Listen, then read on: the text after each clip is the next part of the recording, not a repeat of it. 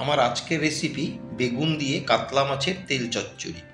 নমস্কার বন্ধুরা, আপনারা দেখছেন সুব্রত অর্চনার রান্নাঘর।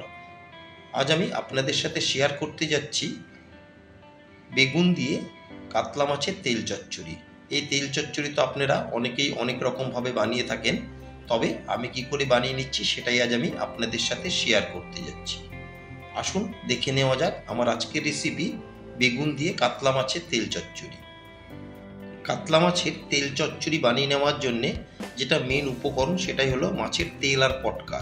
আমি এখানে একটা বড় সাইজের কাতলা মাছের তেল আর পটকাকে আগের থেকে ধুয়ে নুন হলুদ মাখিয়ে রেখেছি। এখানে আপনারা চাইলে রুই মাছেরও করতে পারেন।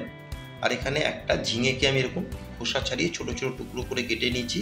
একটা বড় সাইজের বেগুন নিয়েছি, একটা নিয়েছি পেঁয়াজ, একটা টমেটোটাকে ছোট ছোট টুকরো করে কেটে নিয়েছি। আর এখানে আমি 8-10 কোয়া নিয়েছি রসুন, আর 3টে চেরা কাঁচা লঙ্কা। ঝালটা অবশ্যই আপনারা আপনাদের স্বাদ মতন বাড়িয়ে বা কমিয়ে নেবেন। গ্যাসের ফ্লেম অন করে ওভেনে আমি একটা কড়াই বসিয়ে কড়াইকে গরম করে নিলাম। এতে দিয়ে দিলাম আমি 3 টেবিল চামচ সর্ষের তেল। এই রেসিপিতে কিন্তু তেলের পরিমাণটা একটু কমই লাগে, তেল পটকা থেকে অনেকটাই তেল বেরোয়। তেল দিয়ে তেলকে বেশ ভালো মতন আমি গরম করে নিলাম। এখন আমি এতে ফোড়নে দিয়ে দিচ্ছি 1/4 টেবিল চামচ কালো জিরে,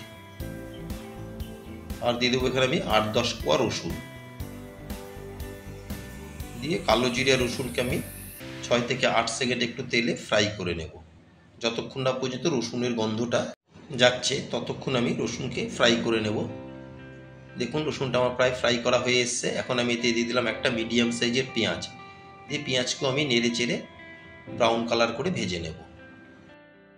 পেঁয়াজ দিয়ে পেঁয়াজকে আমি মিনিট 3 মিডিয়াম ফ্লেমে নেড়ে চেড়ে ভেজে নিলাম। দেখুন পেঁয়াজের কালারটাও চেঞ্জ হয়ে এসছে। এখন আমি এতে দিয়ে দিচ্ছি একটা টমেটো। দিয়ে পেঁয়াজ আর টমেটোকে আমি কিছুক্ষণ ভেজে নেব, যতক্ষণ না পর্যন্ত টমেটোটা একটু সেদ্ধ হচ্ছে। পেঁয়াজ আর টমেটোকে ভালো মতন মিশিয়ে আমি দিয়ে দিচ্ছি এখানে 1/2 টেবিল চামচ নুন। দিয়ে নুনকেও খুব ভালো মতন মিশিয়ে নেব যাতে টমেটোটা তাড়াতাড়ি সেদ্ধ হয়ে যায়। নুন দিয়ে আরও মিনিট 2 আমি টমেটো আর পেঁয়াজকে ভেজে নিলাম। এখন এতে দিয়ে দিচ্ছি আমি নুন হলুদ মাখিয়ে রাখা তেল পটকা। দিয়ে তেল পটকাকেও ভালো মতন আমি এখন পেঁয়াজ আর টমেটোর সাথে মিশিয়ে নেব। তেল পটকা দিয়ে আরও কিছুক্ষণ আমি রান্না করে নেব। দেখুন তেল পটকাতে কতটা তেল রিলিজ হয়েছে, এই তেলেই কিন্তু রান্নাটা হয়ে যাবে। এই রেসিপিতে কিন্তু কোনো রকম জল দেওয়া যাবে না। এই তেল পটকা থেকেই যে তেলটা বেরোবে এই তেলেই কিন্তু পুরো রান্নাটা হয়ে যাবে। তেল আর পটকাকে ভালো মতন আমি ভেজে নিয়ে এখন দিয়ে দিচ্ছি কেটে রাখা ঝিঙে বেগুন। দিয়ে ঝিঙে আর বেগুনকেও ভালো মতন আমি তেল আর পটকার সাথে মিশিয়ে নেব। এখানে আপনারা চাইলে আরও কিছু সবজি অ্যাড করতে পারেন। খুব ভালো মতন এখন আমি উপরে নিচে করে সমস্ত সবজির সাথে মিশিয়ে নেব। সমস্ত সবজির সাথে খুব ভালো মতন আমি তেল আর পটকাকে মিশিয়ে নিলাম। আপনারা দেখে হয়তো বুঝতেই পারছেন। এখন একটা কভার দিয়ে আমি 5 থেকে 7 মিনিট রান্না করে নেব। গ্যাসের ফ্লেম মিডিয়ামে রেখে একটা কভার দিয়ে আমি মিনিট 7 রান্না করে নিলাম। 7 মিনিট পর একবার কভার তুলে আমি ভালো মতন মিশিয়ে নেব। দেখুন ঝিঙে দেওয়ার কারণে ঝিঙে থেকেও কিন্তু অনেকটাই বেশ জল রিলিজ হয়েছে।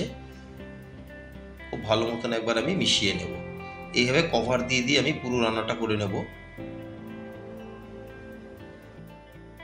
কভার তুলে আরও 5 মিনিট আমি রান্না করে নিলাম।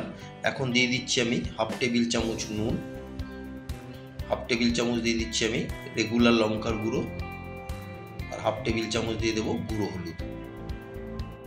আর রান্নাটা ব্যালেন্স করার জন্য 1/2 টেবিল চামচ দিয়ে দেবো এতে আমি চিনি। এটা পুরোটাই অপশনাল, এটা যদি আপনারা না চান স্কিপ করতে পারেন, তবে চিনি দিলে কিন্তু রান্নাটা একটু ব্যালেন্স হয়। দিয়ে এবার গুঁড়ো মশলার সাথে সমস্ত সবজিকে আমি খুব ভালো মতন এখন মিশিয়ে নেব। মিশিয়ে নিয়ে গ্যাসের ফ্লেম মিডিয়ামে রেখে আমি একটু সময় নিয়ে কিন্তু রান্নাটা করব। আর আমার নতুন বন্ধুদের কাছে রিকোয়েস্ট, যারা আমার চ্যানেলটি এখনও সাবস্ক্রাইব করেননি তারা অবশ্যই সাবস্ক্রাইব করে আমার পাশে থাকবেন, আর পাশে থাকা বেল বোতামটি প্রেস করে রাখবেন। যখনই আমি নতুন কোনো ভিডিও আপলোড করব সবার আগে নোটিফিকেশান আপনাদের কাছে পৌঁছে যাবে। গুঁড়ো মশলা দিয়ে আরও 10 মিনিট আমি রান্না করে নিলাম। এখন নামানোর আগে আমি দিয়ে দিলাম 3টে চেরা কাঁচা লঙ্কা। আমার আজকের রেসিপি কাতলা মাছের তেল পটকা চচ্চড়ি আপনাদের কেমন লাগলো অবশ্যই একটা কমেন্টে জানাবেন। যদি কোনো অংশে ভালো লেগে থাকে একটা লাইক, শেয়ার আর ছোট্ট করে একটা কমেন্ট করতে কিন্তু ভুলবেন না। লঙ্কা দিয়েও আরও মিনিট 3 আমি রান্না করে নিলাম। আমার আজকের রেসিপি পরিবেশন করার জন্য রেডি।